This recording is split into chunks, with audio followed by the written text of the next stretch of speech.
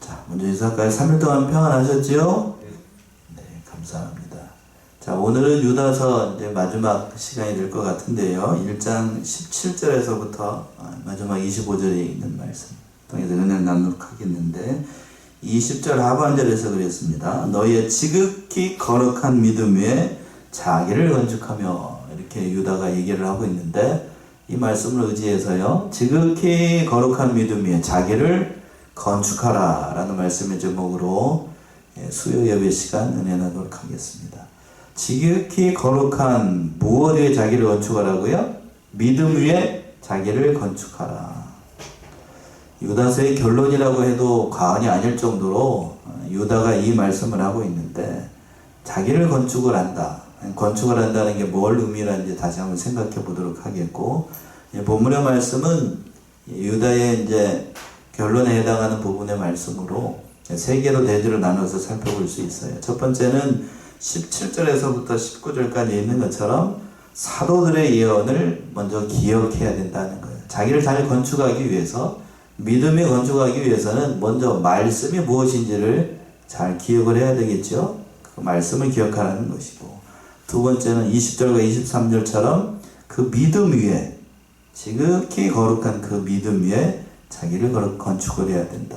마지막으로 이제 24절과 25절은 인사말을 하면서 존귀하신 하나님이 어떠한 분인가를 다시 한번 유다가 얘기를 하고 있습니다. 첫 번째 이제 이 사도들의 예언을 기억하라 라고 권면을 하고 있는데, 17절 보시면, 사랑하는 자들아, 너희는 우리 주 예수 그리스도의 사도들의 미리 한 말을 기억하라. 사랑하는 자들아, 유다가 이제 권면해주고 싶은 말, 특별히 하나님의 백성된 그 당시 성도들, 그리고 오늘날 우리들에게 사랑하는 자들아 라고 부르면서 직접 그 마음을 담아서 권면해주고 싶은 말을 이렇게 얘기를 하는 겁니다. 그러고 난 다음에 뒤에가 이제 유다가 얘기를 하고 있는데, 베드로후서 3장 3절에 있는 그 말씀을 이제 유다가 인용을 해가지고, 그때 당시에 이단들이 횡행했거든요. 그들을 주의하라고 당부를 하면서 사랑하는 자들아 먼저 이렇게 그들을 부르면서 얘기를 하고 있습니다. 그래서 그 중반 하반절에 있는 것처럼 너희는 우리 주 예수 그리스도의 사도들의 미리 한 말을 기억하라 라고 되어 있어요. 여기에서 그리스도의 사도들이라는 거는 베드로를 포함을 해가지고 그 앞서 있는 예수님께서 직접 지명하여 부르신 그 사도들을 염두에 두고 하는 말씀이에요.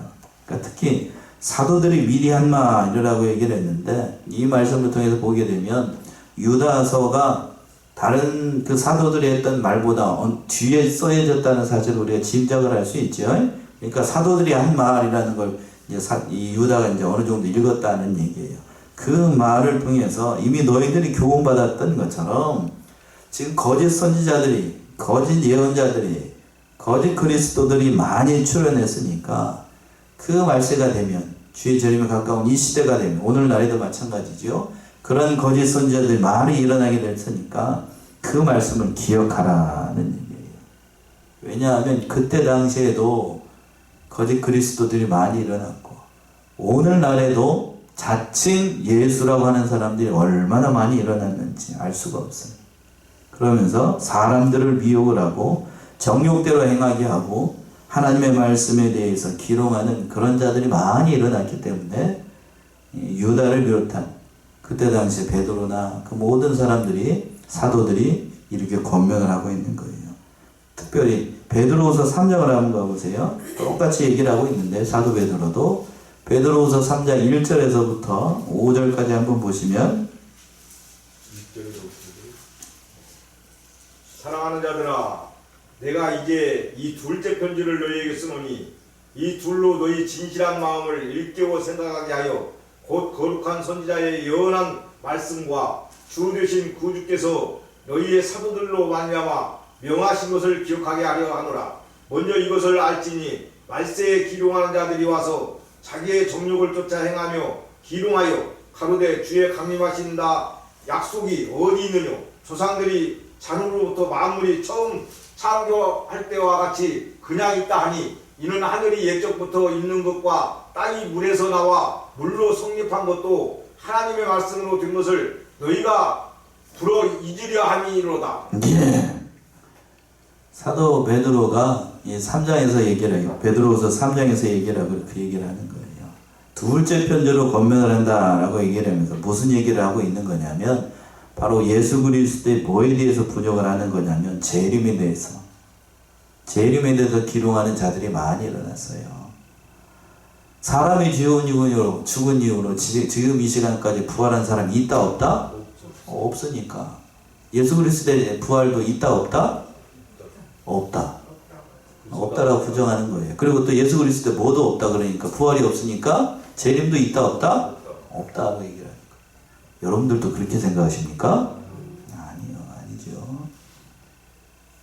그렇게 기록하는 자들이 있다고 유치하게 생각을 하면서 어린아이 장난처럼 얘기를 하는 사람들이 많이 있다고요.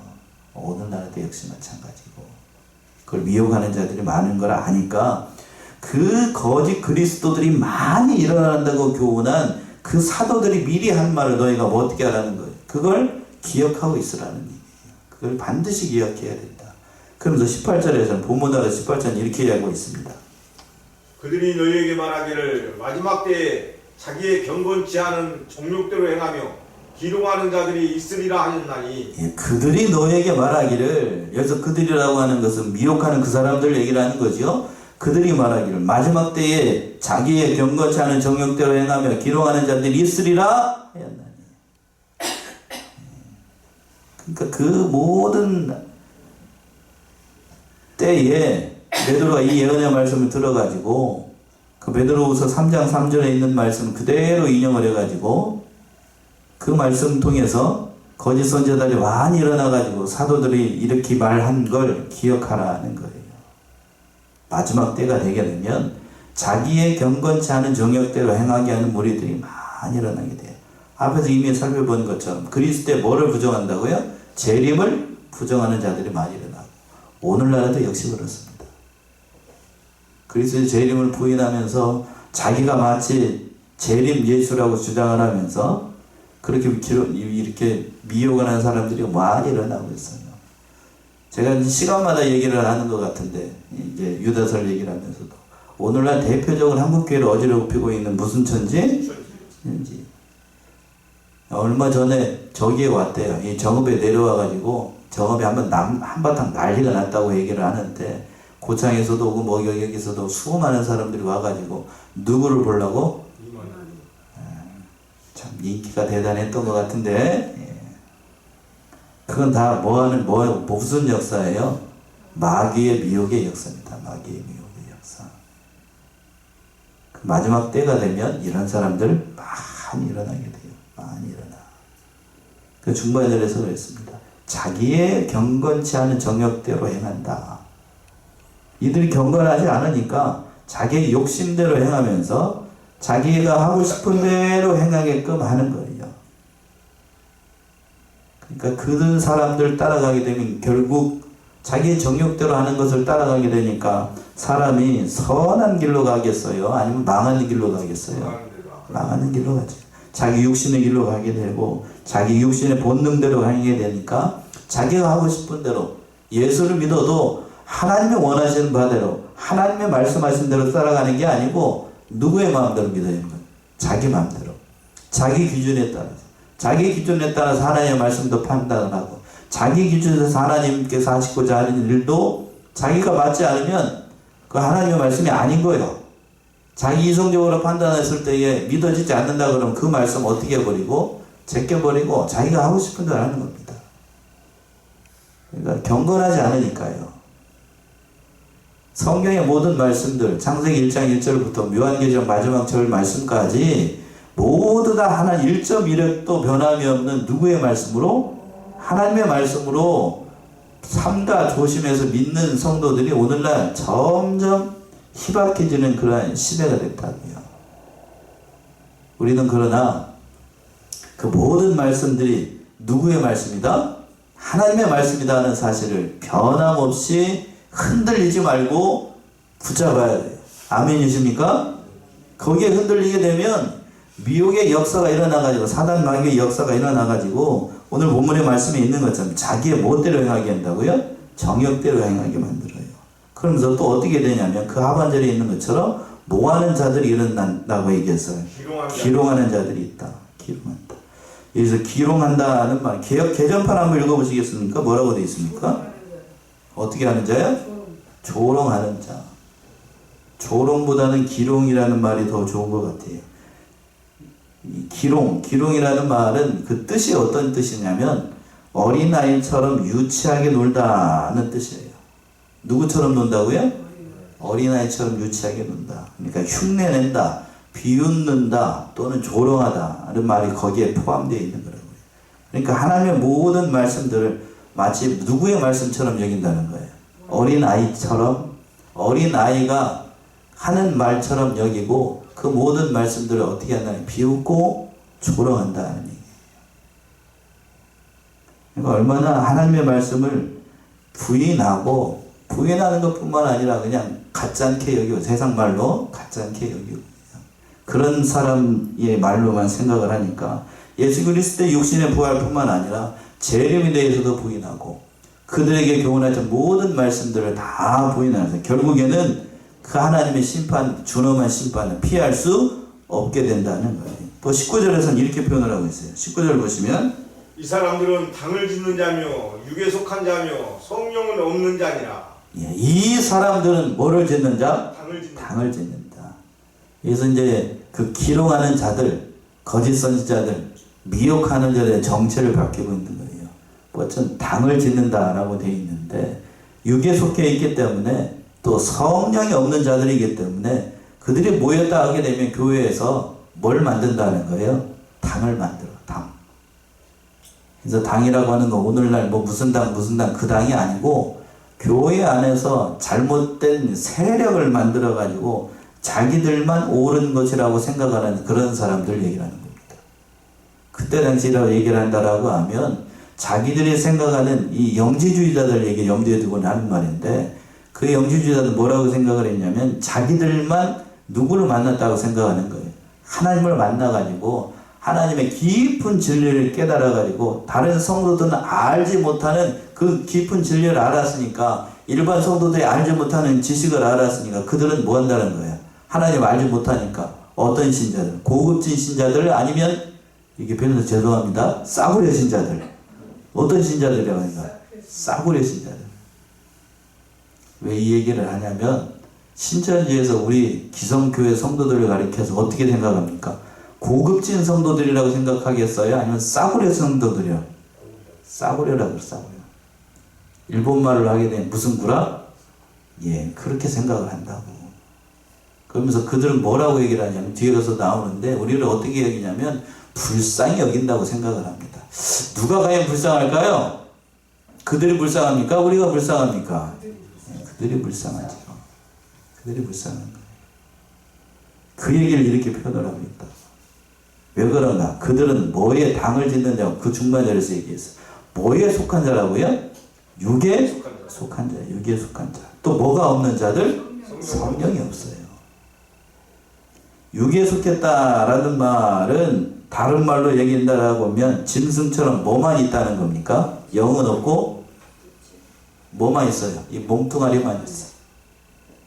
사람에게 영혼이 없고 몸뚱아리만 있으면 그건 사람입니까? 짐승입니까? 짐승이에요, 짐승. 우리가 집에서 키우는 강아지, 고양이 요즘 하도 뭐 반려 그런 성경적인 안염타라고 얘기했죠? 그 반려라는 말이 붙어가지고 집에서 그냥 못드럼 여기고서 사람보다도 더 존귀하게 여겨가지고 어디에서 같이 자고? 침대에서 같이 자고. 옆에 있는 남편이나 아내가 아프면은 약 먹어 이렇게 얘기를 하면서도 그 존귀하신 강아지님이 아프면 어떻게 갑니까? 난리가 나요.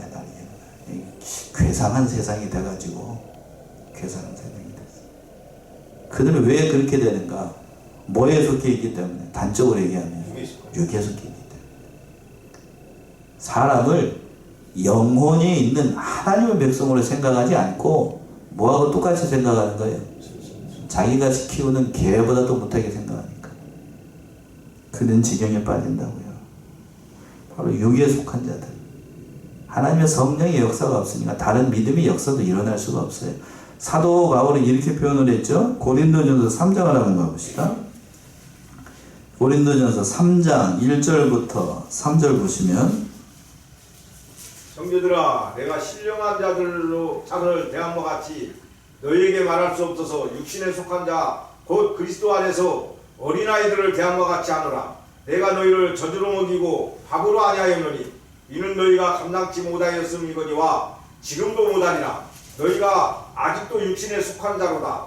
너희 가운데 시기와 분쟁이 있으니 어찌 육신에 속하여 사람을 따라 행함이 아니려. 예, 여기서는 뭐에 속한 자라고 그랬어요? 육신에 속한 자라고 얘기를 했습니다.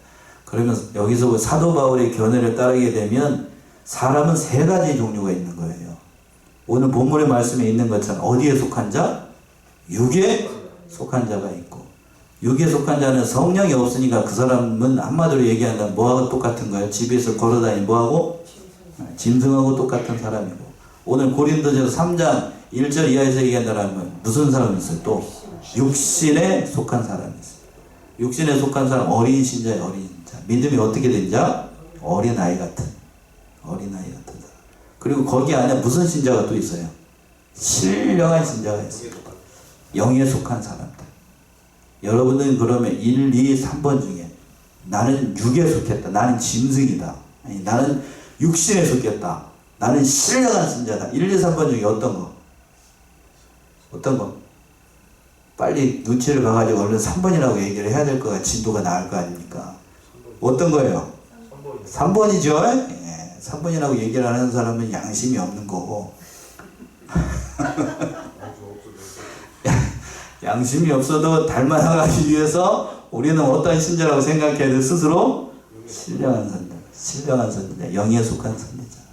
그러나 오늘의 한국의 대부분 신자들 보게 되면 신령한 신자는 많지 않고, 객관적으로 평가를 했을 때 어디에 속한 신자들이 많아요? 육신에 속한 사람이 많지. 육신에. 어린아이 같아요. 어린아이 같아. 그래서 목사가 무슨 말을 하기가 참 조심스럽습니다. 뭘 할까봐.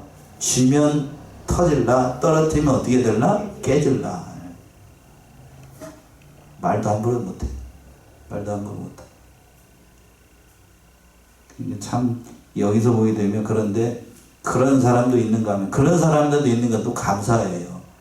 근데 그 사람 말고 오늘 본문의 말씀에 얘기하고 있는 이 거짓 선지자들은 어디에 속했다고요? 육에 속했어. 아무런 소문 없어. 짐승이라고, 짐승.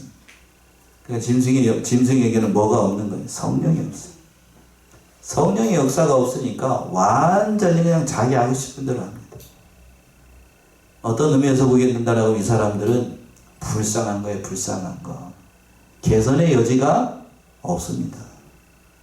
개선의 여지가 없어요. 그러니까 교회 안에서 이런 사람들이 일어나게 되면 참으로 고통스럽고, 이런 사람들이 많다는 거는 그 교회가 잘 되고 있다는 증거가 아니고 하나님의 진리대로 서가지 못하는 교회라는 사실이니까 참 불쌍하고 가련한 거예요.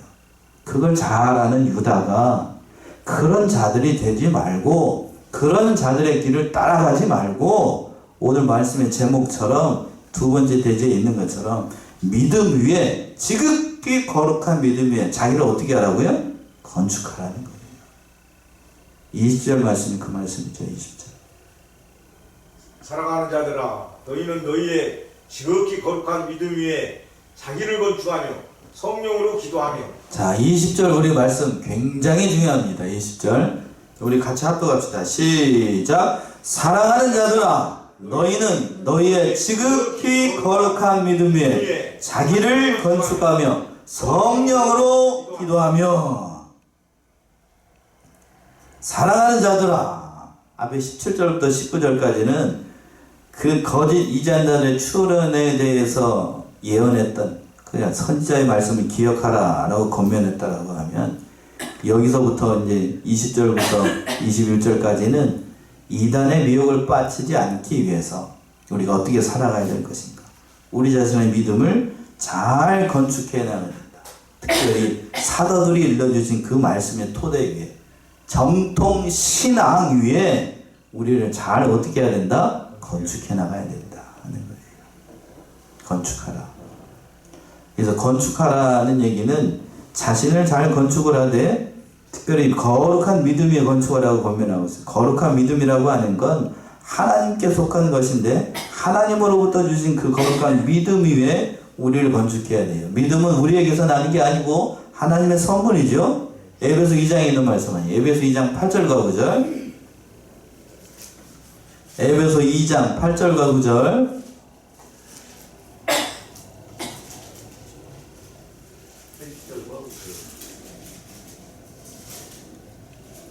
에베소 2장 8절 9절. 너희가 그 은혜를 인하여 믿음으로 말미암아 구원을 얻었나니 이것이 너희에게서 난 것이 아니오 하나님의 선물이라.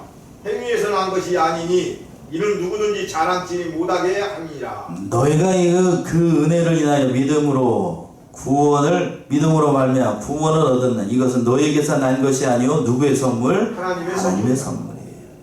우리가 이 자리에 앉아 있는 것도 결국 따지면 그러니까 내가 내 발로 온 것 같습니다만 그 믿음의 시발점은 누구로부터요? 하나님으로부터. 그러면서 그 구절에 그랬잖아요.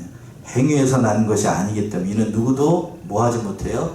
자랑하지 못합니다.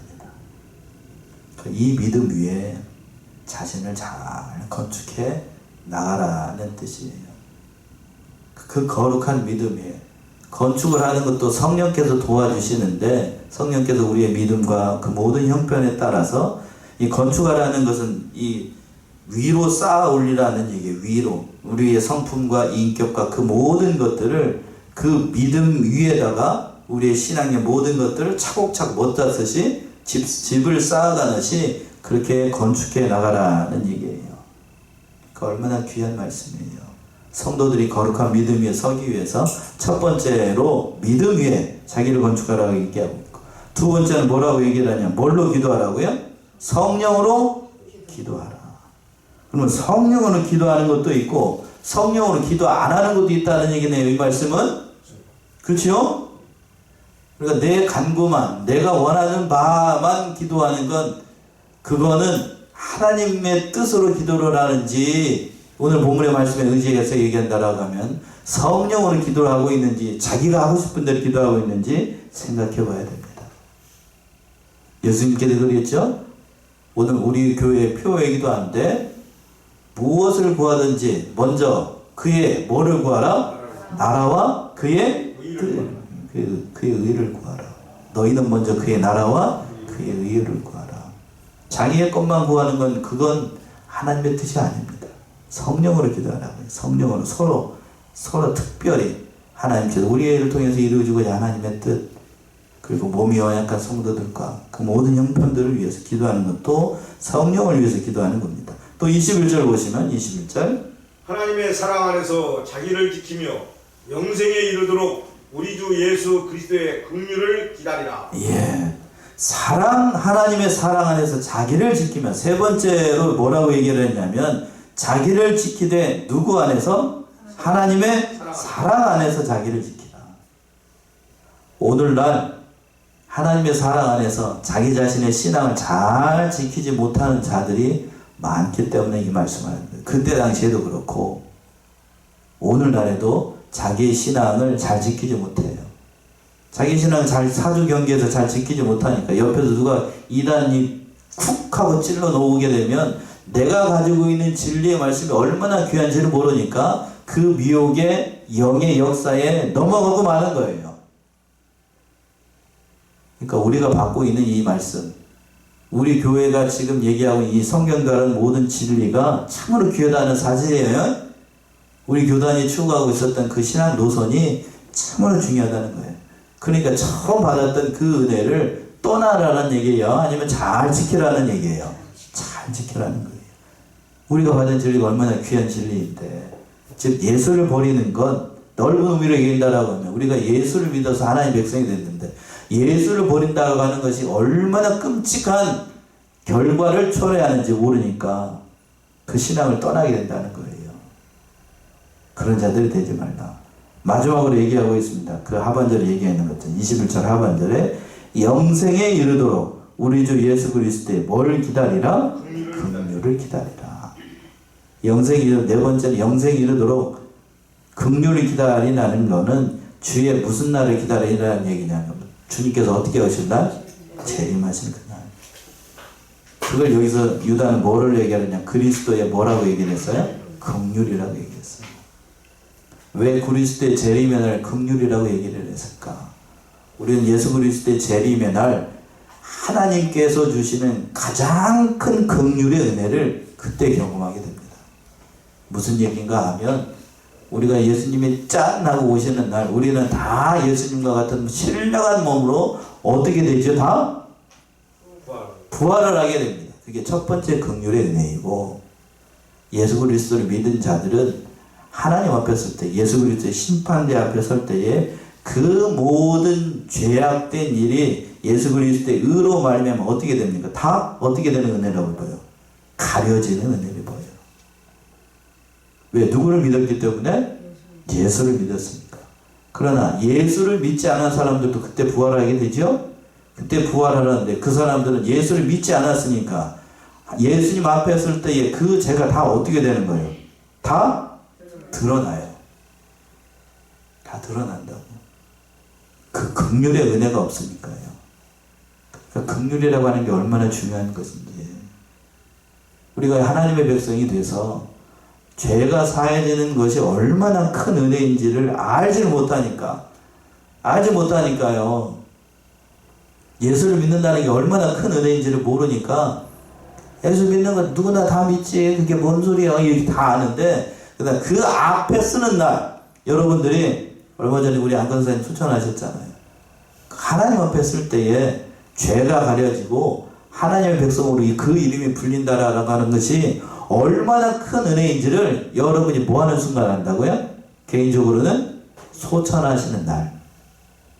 그리고 궁극적으로 어느 날? 주께서 어떻게 하시는 날? 재림하시는 날. 경험하게 된다니까요. 그걸 기다리라고요, 그때를. 우리가 살고 있는 이 세상, 내 뜻대로 안 되고, 험하고 괴로운 일들이 많고, 참 가족이 아니가 염려가 되고, 그러한 모든 것들 다 누구를 기다리면서? 주의 재림의 날을 기다리면서, 그 긍휼의 날을 기다리면서, 참으로 그렇게 하나님의 일을 잘 감당하는 자들이 되라. 자기의 믿음을 잘 건축하면서 주의 재림을 기다리는 자들이 되라. 유다가 이 얘기를 하고 있는 거예요.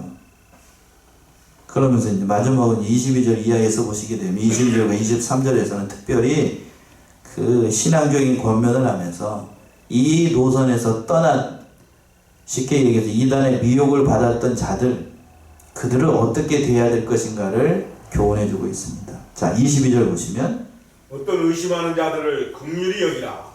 어떤 의심하는 자들을 어떻게 여기라?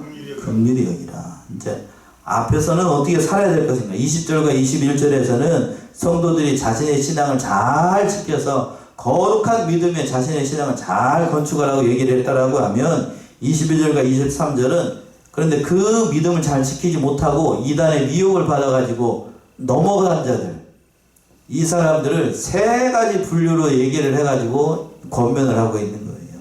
첫 번째는 어떻게 넘어가기는 넘어왔어. 이단이 옆에서 푹 하고 찔러 와가지고 쉽게 얘기해서 우리 교회에 신천지가 한 명 들어와가지고 어떤 집사님을 꼬드겼어요. 그런데 어떻게 됐다고요? 어떻게 됐어요? 어떤 의심하는 자들이 있다고요. 내가 믿고 있는 것이 진짜인가? 아니면 신천지가 뭐하는가? 진짜인가? 이렇게 의심하고 있어요. 그러니까 절반은 어디에 속해 있는 거고, 여기에 속해 있는 거고, 절반은 어디가 있는 거예요, 지금 보면. 그쪽으로 가 있는 거라고.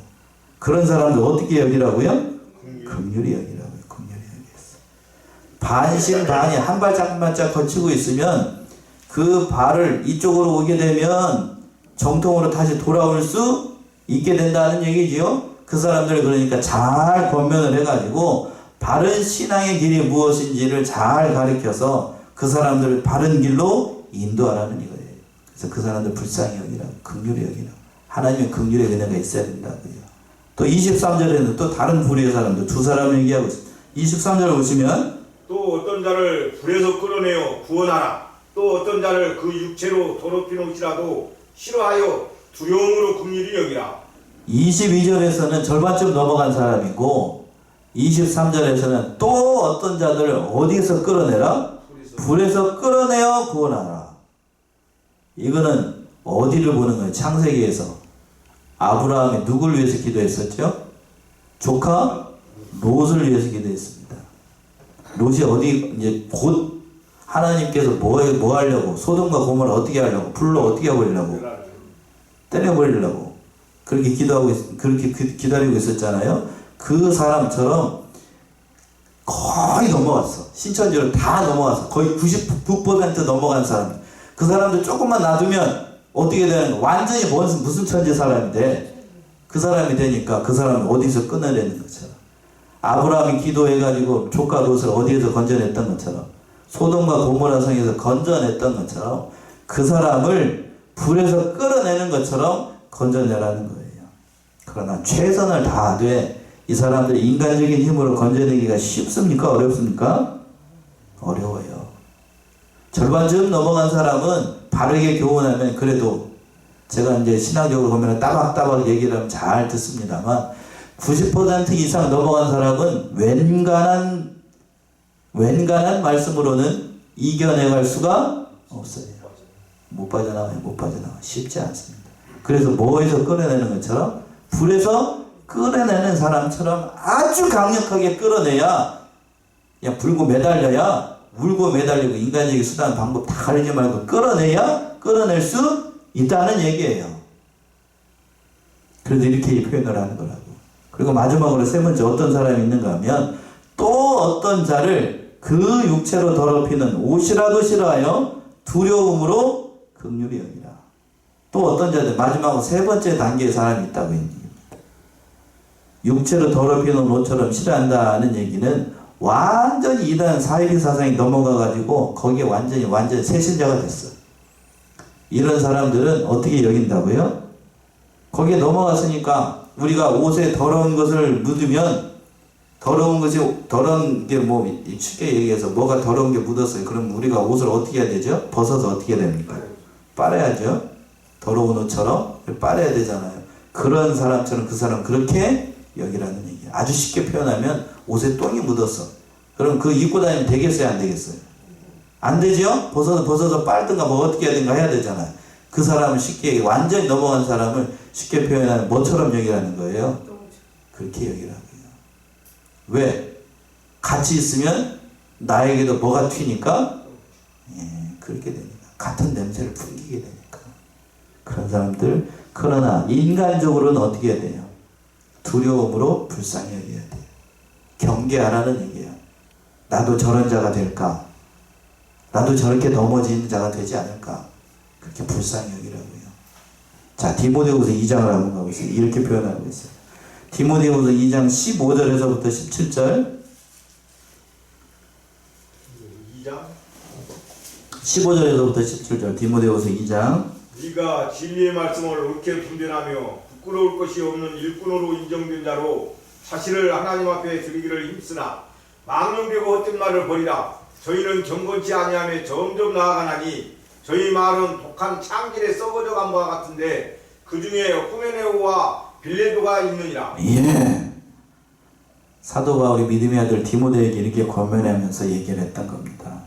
내가 진리의 말씀 옳게 분별하며 부끄러울 것이 없는 일꾼으로 인동된다로 자기를 하나님께 드리기를 힘쓰라. 너는 하나님의 일을 잘 감당하라. 앞에서 얘기했죠? 뭘 지키라? 거룩한 믿음 위에 자신을 잘 건축하라고 얘기했잖아요. 그 말씀하고 똑같아요. 그런데 망령되고 허탄한 말을 버리라. 저희는 경건치 아니하며 점점 나아가느니. 저희 말은 무슨 뭐와 같다고요? 독한 창질에 썩어짐 같이 그런 말을 일삼는 거짓 선지자를 본받지 말라는 거예요. 완전히 넘어갔다고요. 그런 사람 가운데 사도 바울은 두 사람을 얘기하고 있어요. 후메네오와 누구? 빌레도. 오늘 유다서의 말씀 속에는 완전히 육체로 더럽혀진 사람처럼 너무 완전히 넘어간 사람들. 그 사람은 가까이 하지 말라는 거예요. 가까이 하지 말라.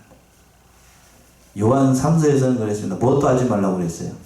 이단자들을 보게 되면 오직 집에 들이지도 말고 뭣도 하지 말라? 인사도 하지 말라. 여러분들은 그러면 어떻게 해야 되겠어요? 이단에 넘어가는 사람들 보게 되면 불쌍히 여기고, 인간적으로는 참 불쌍하죠.